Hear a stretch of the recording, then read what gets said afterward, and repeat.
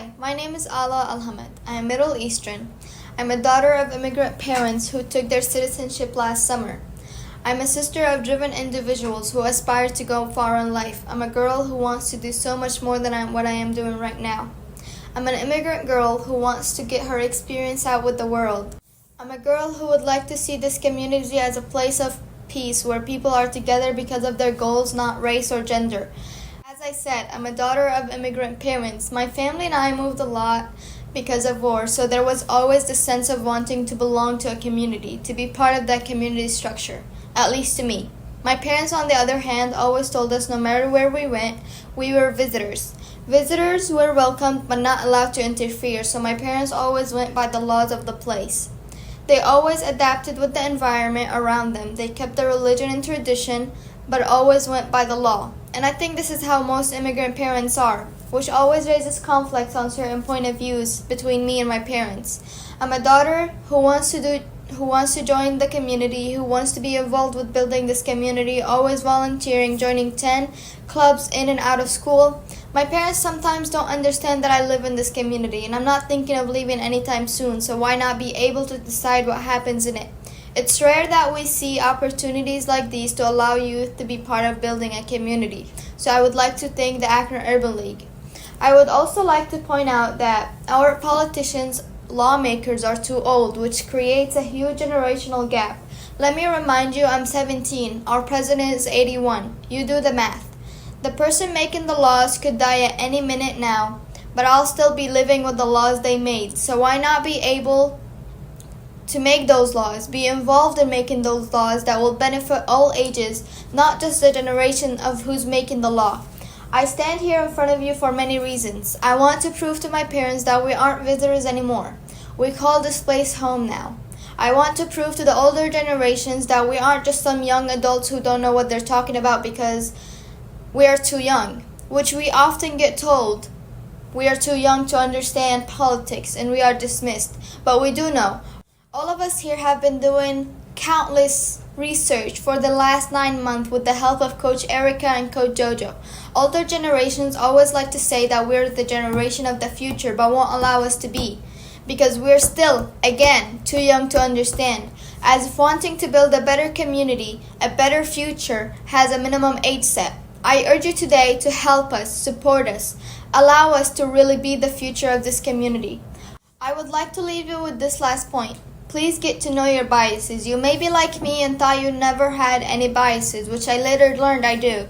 In fact, every one of us in this room does, whether we realize it or not, which is fine to have biases. After all, we are human beings. But it's more important to realize those biases when working/creating research. Being biased while researching results in misinformation. I had to learn that just because someone looks like me and shares the same faith does not mean they represent me in what I believe in.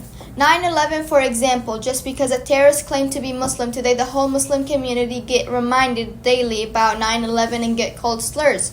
As a hijabi, every year around 9/11, I have to hear the joke of, do you have a bomb in your hijab? You get the point. Even a better example was when President Obama became president.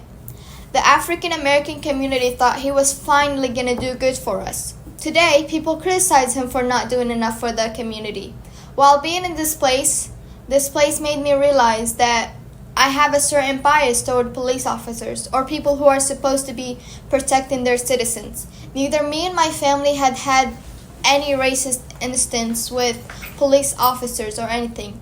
But growing up and seeing people in authority that were supposed to protect their citizens kill them because they tried to overthrow them, I don't think I have shared this with anyone, but I want to be as honest as I can with you today. My name is Sensei Atkinson. I'm a young African-American male who grew up in a single-parent household, the youngest out of 2 children, that I'm the only person to attend a university between my brothers. I feel that I'm held at a higher standard in academic setting. Me being a person who overthinks and a perfectionist doesn't go hand in hand with each other. College is difficult in a city where you're by yourself with no family members, but it gave me an experience to show that even when you feel that you're correct, you're wrong. For example, essays coming back to you with red lines written all through them. It made me feel like I wasn't trying hard enough. But at least I know I have the hope that I'm going to graduate, but will that time come quickly or will it come pushed back? I'm a part of a fraternity named Kappa Alpha Psi Fraternity Incorporated, ZC chapter. I learned many things about brotherhood and life throughout this organization. Within this organization, there are people who support you at your highest and your lowest point in your life. They also push you towards success, towards the future. I speak on mental health issues. I experienced people who had different lifestyles in their upbringing, but it has a butterfly effect on how they carry themselves throughout their daily lives. Good evening. My name is Taylor Nicholson. I am 26 years old. I am a daughter, granddaughter, niece, activist, social media influencer, friend, and social worker. I am a woman, but most importantly, I am a woman of African descent, living in the United States of America. I am currently in the social profession, specializing in mental health. I was born and raised in Akron, Ohio, more specifically in the Firestone Park area. Throughout my education, I attended Akron Public Schools, Mickey Bright, Goodrich, Roswell Kent, and Garfield. I graduated from Garfield High School in 2015 and received my bachelor's degree in social work from the University of Akron as a first-generation college student. I grew up very involved in my school and community, serving as vice president of my senior class, executive commanding officer in NJROTC, and a member of the Educational Talent Search Committee. I believe in the value of education and structure. I am also a member of the Young Adult Council.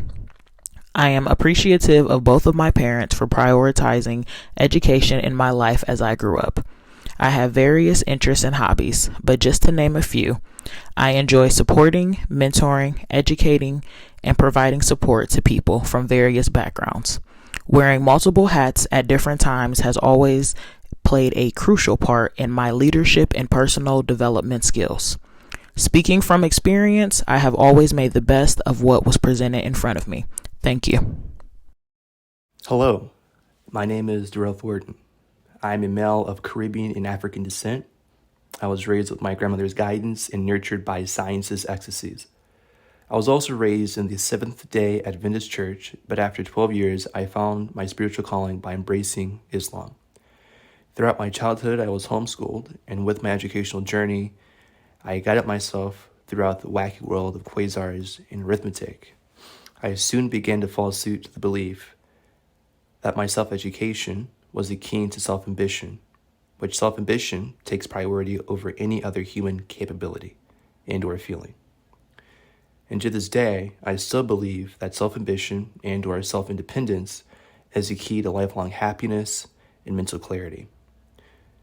During my childhood, I also grew close, and now closer, present day, to my lifelong friend, Mother Nature.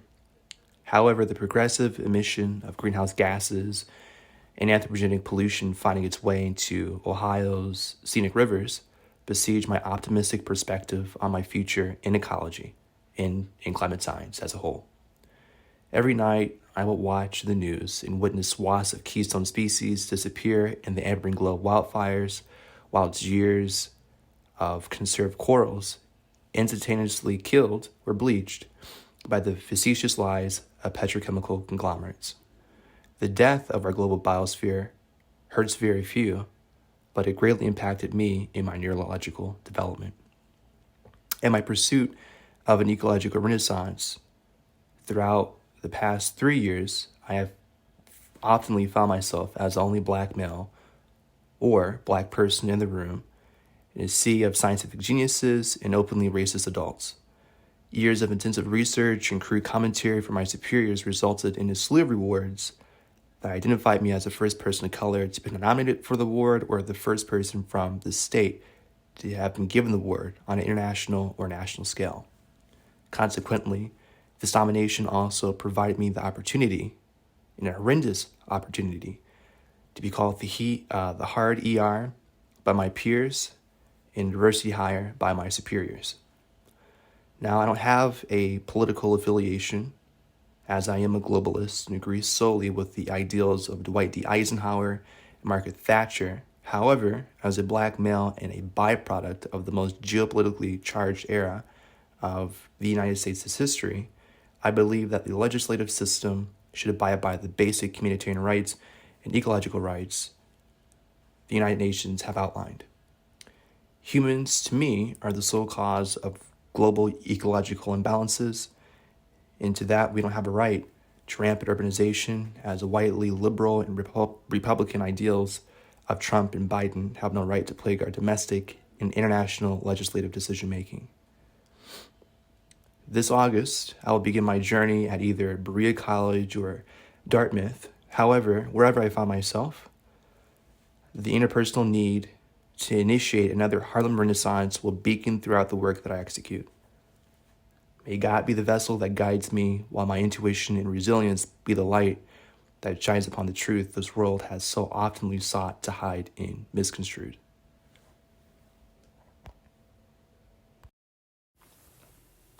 Good afternoon. My name is Elijah Austin, and I am a black male, a son, a brother, a grandson, and a friend.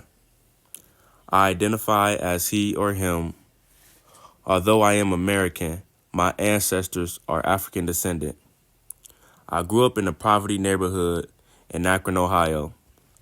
I attend Bookdale COC, and I am in my senior year currently. I am a child of God and believe Jesus to be my Lord and Savior. I am currently employed, and outside of work, I am a part of the Young Adult Council, Young Life Youth Worship, and I am a former athlete playing football and running track. Also, I participated in JROTC. Doing all these things at the time kind of got challenging for me, especially times where I felt like I didn't have enough support around me. But with 2 loving parents, 2 amazing grandmothers, aunts and uncles, mentors, and a dope sister, I was able to pull through.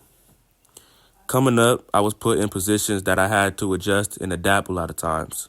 Sometimes they were good, sometimes they were bad, but I always was able to keep a good head on my shoulders and stay focused. Growing up on government assistance was up and down. I knew I was eating good on the first, but I knew that wouldn't be the case come the 20th.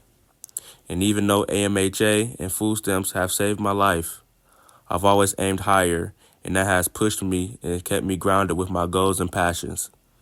Just trying to create a life that I wish I had back then.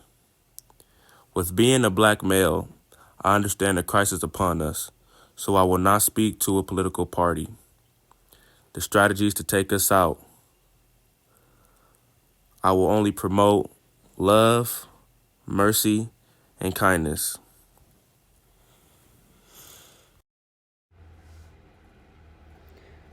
My name is Nevaeh Malone.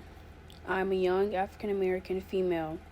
To many people, I am considered a friend, sister, niece, aunt, and granddaughter. In reality, I am all, but individually still me. The origin of my family tree is still yet to be determined, but my life story has yet to be finished. I reside in the city of Akron, Ohio. Growing up, my mother installed the teachings and the morals of going to church. My mother became the head Sunday school teacher, so religiously we were present daily. My pronouns are she, her, or they occasionally. I consider myself to be spiritual and open to new things. But this topic of conversation can be controversial for some, so I'll spare my opinions. The city I lived in has helped shape me, among others, into the person I am now today. At a young age, our family was small but content. As we progressed in age, our bonds and relationships were birthed. From a young age, our city provided extracurricular activities like the Boys and Girls Club, Crazy Ambitions, and UPAW. The school I attend currently is called National Inventors Hall of Fame STEM High School, and I'm in the 11th grade. My school is dedicated towards science, technology, engineering, and mathematics. Our school environment has morals and frontier habits like mutual respect, high expectations, and focus on productivity, which has shaped me into who I am today. By providing these tools to guide me towards self-direction, you are currently listening to this voice recording of me and my other peers tell you about who we are today. In November of 2022, we were able to rekindle a relationship with our older brothers and sisters. While getting to know each other, a tragedy struck no one was prepared for. On April 14th of 2022, our sister Tiara was tragically shot and killed in a drive-by. This was not in retaliation for something our sister did, but simply a broken case of at the wrong place and wrong timing. The emotional turmoil this has brought upon me in heaven was intense. Not only were we blamed for the death of our sister, we were also disowned by our siblings without an explanation of why. This led to our mother contacting the Urban League for a change of scenery and to be exposed to positive Black and brown influences. The Urban League residing in Akron, Ohio's friendly neighborhood, but it wasn't always so friendly. From hearing rounds go off to EMS and police sirens consistently ringing, a decrease in students attending school, gang retaliation and violence in result of this. All this anger towards the community and individuals who raised us.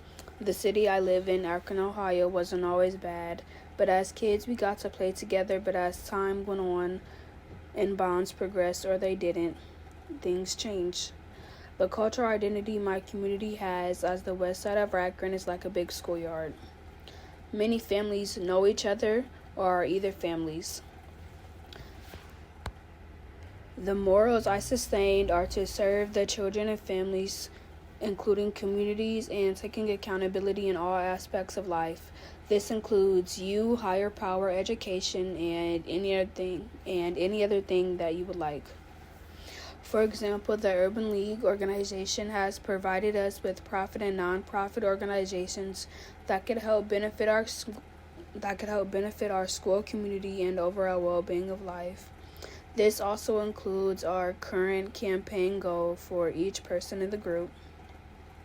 As I grow up, I continue to install these morals to my younger peers by lending a helping hand, getting involved with the same or similar groups and organizations and camps I went to, including the Urban League, going to city council meetings and asking the uncomfortable questions, taking in the kids that nobody wants, befriending people who don't have friends, allowing myself to be pivotal in different areas and positions of my life, and getting myself out of many comfort zones to serve myself, the community, and other people.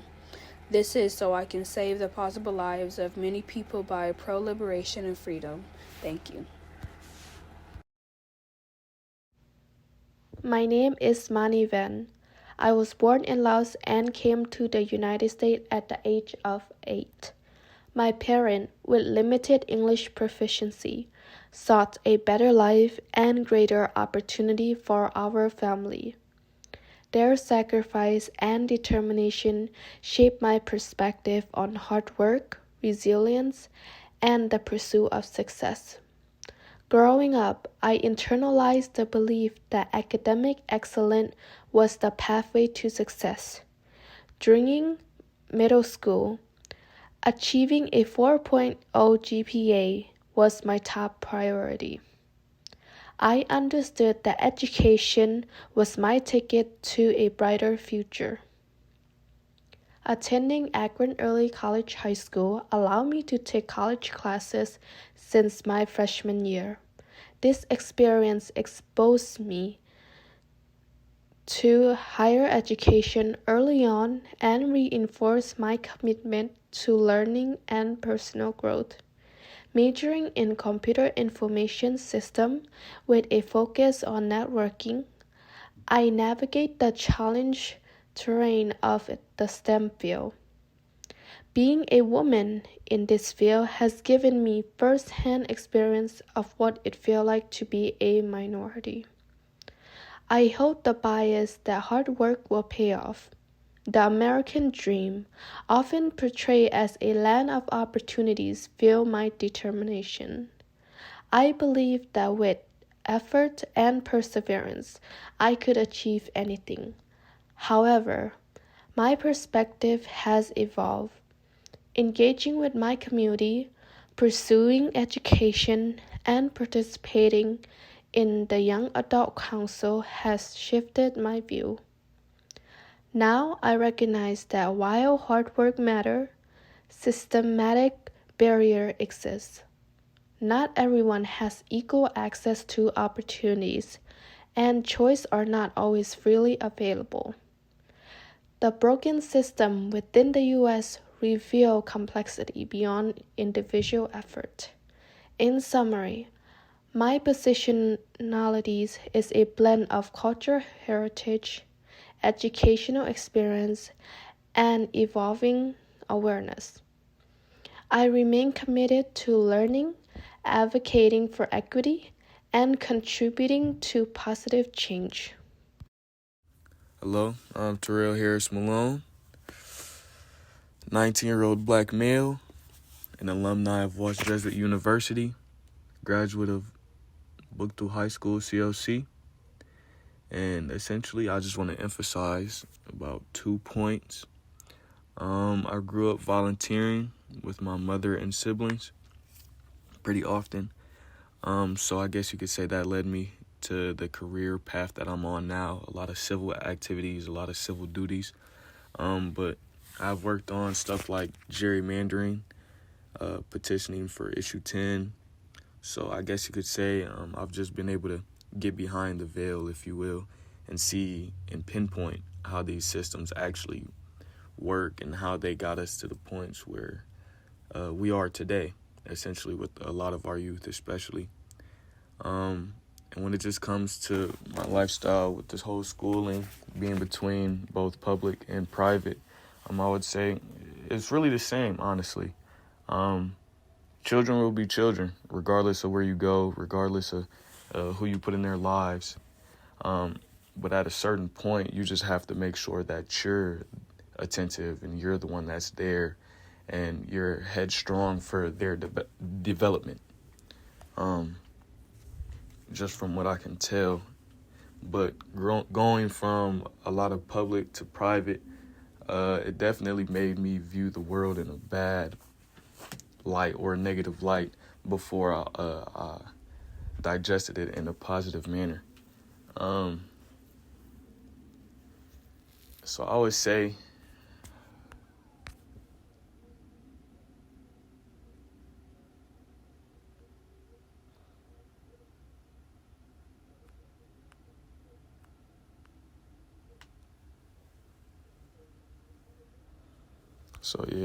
essentially I would just say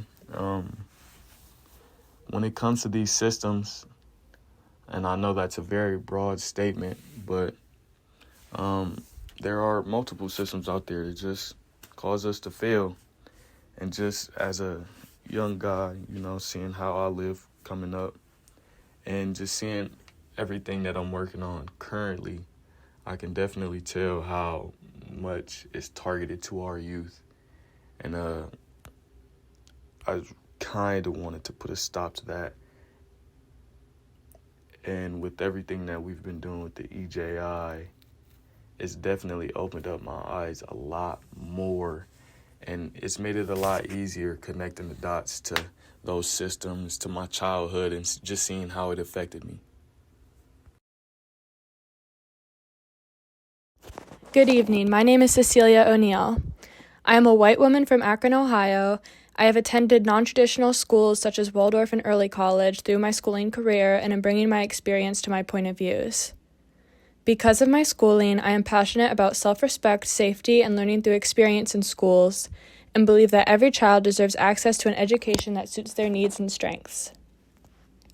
Along with schooling influencing my beliefs, I am also someone who has experienced harm as a child and have a strong connection to the safety and well-being of any child or adult. Along with this, I feel that each person has a responsibility to give back to their community. You cannot just sit back and talk about how something is bad and how you want it to change. You have to create policies, do the work, or contribute financially to really be working for a change. Thank you. My name is Bryce Harris. I'm a 26-year-old African-American man raised by a hard-working, low-middle-class family and 17 years of football training. My upbringing is from a nurturing yet disciplined care of parents and grandparents who instilled in me values of respect, faith, discipline, and kindness. My journey with my high school sweetheart and now wife has been one of profound love and partnership, teaching us both about overcoming challenges through resilience. I'm a father-to-be, and I'm excited to be welcoming our baby boy in June. This is an exciting new chapter, and it fills me with both joy and anxiety as I reflect on the environment that he will unwillingly inherit. The sacrifices my parents made to distance me from the struggles of the inner city now resonate more profoundly as I prepare to shield my own son from similar hardships. Their efforts aimed at saving me from the struggles that they faced have opened my eyes to what it truly means to love your own and do anything it takes to see them succeed. Educationally, I broke new ground for my family, with my sister earning the family's first bachelor's degree and me now advancing and earning our first master's degree. Without football, I would be a firefighter right now, as that was my post-secondary plan due to college expenses that my parents could not afford. Without football, I would still be serving the community, but I'm just not sure what that would look like and if it would look the same as I serve now through nonprofit work and community engagement. A portion of my roots come from Tazewell, Virginia, where my mother's maiden name, Peary, is widespread. My family, who is black, as far as I can take back the family tree, always exhibits a lighter skin tone with no mixed children around.